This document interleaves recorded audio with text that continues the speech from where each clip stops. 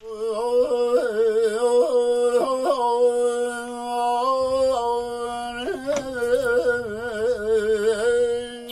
تهیه جوزقند آلو.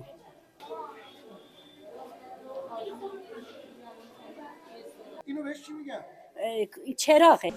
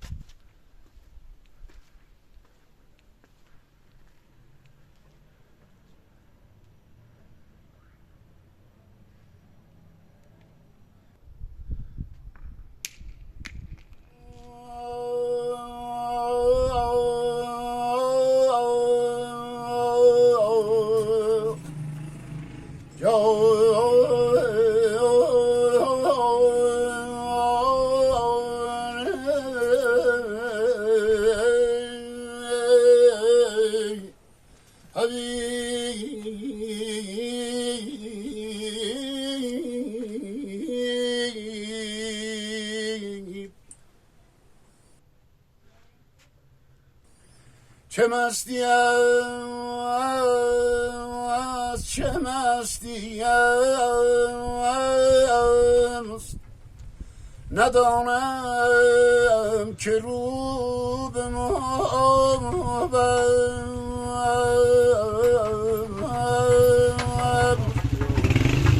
که بود ساقیا، که بود ساقیا، این باد از کجا آورد؟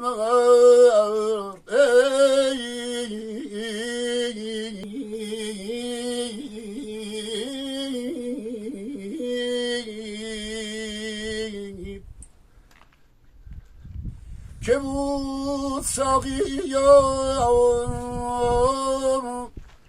که بود ساقیا، این باد از کجا آورد؟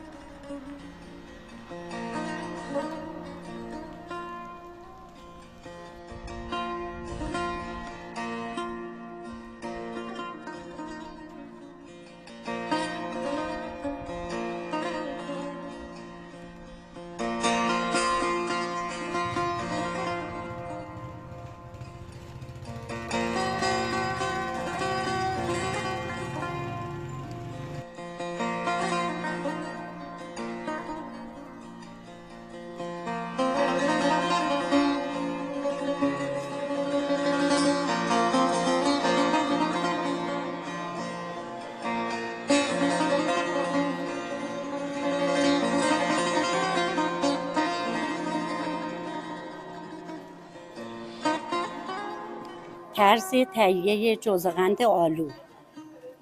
اول توی باغ میری برای کندن آلو. این باقی با چه باقی باشه؟ باغ آلو. آلو. بله، باغ آلو. بعد این آلو رو میکنی میاری منزل، اینو پوست میگیری. 4 روز این آلو باید بذاری درون آفتاب تا این خوب خشک شه. خشک شد، این یه هسته وسط این آلو هست. این هسته رو باید جدا کنی که 2 ساعت دیگه این تبدیل بشه مثلا به یه جوزغن. بعد پودر شام، بادام خواستی بادام، پنده، شکر، هل. الان همین این ترکیب شما قاطی این الان بادام هست، شکر هست، هل هست. هر پودری که بزنی که داخلش معطر بشه، این میشه داخلش یه جوزغن. بعد اینو باید وسطش که باز شد، این الان دقیقاً داره میشه برای خودش یه جوزغند آلویی. این الان آماده شد. آلوه. بعد درونش بخوای ببندی،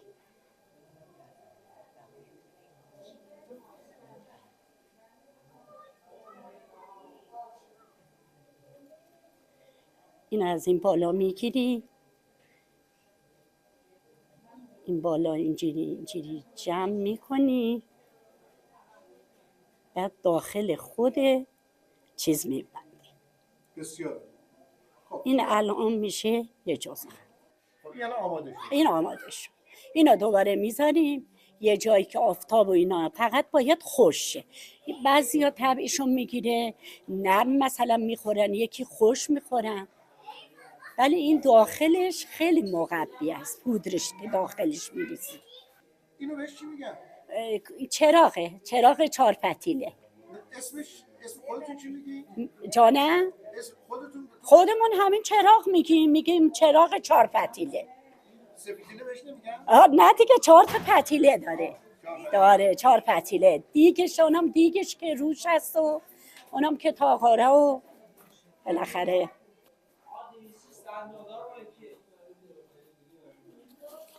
حالتون خوبه؟ خوب هستی؟ خانم کمره‌ای بفرمایید.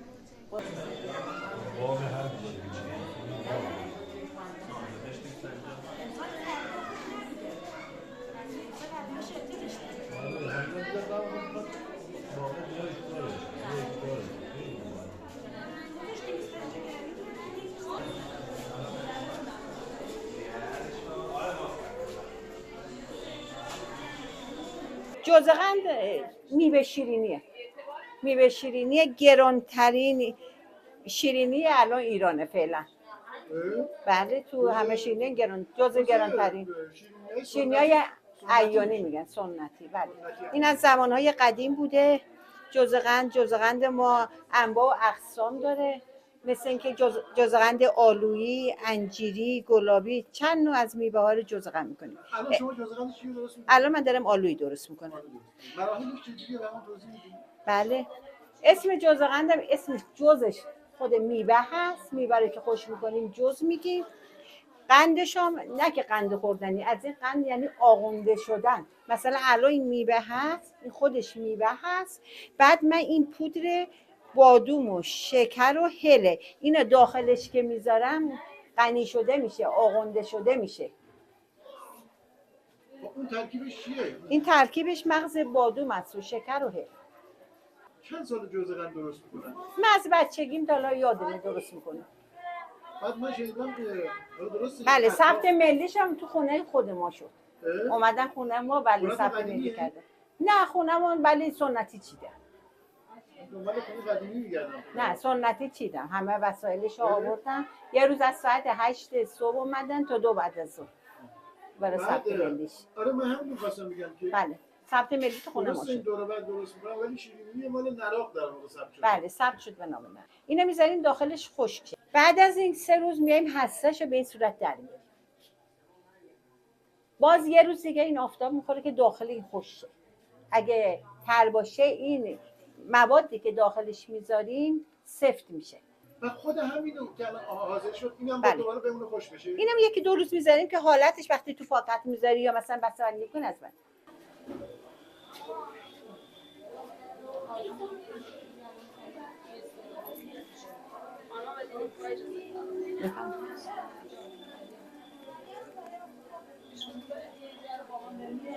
ولی یه چیزی برای من جالب بود اون دفترت. بله. این دفتره الان که پیدا نمیشه. مثل خودمون قدیمیه دیگه. دفتره قدیمی آره. بله این دفتر مال یادداشته.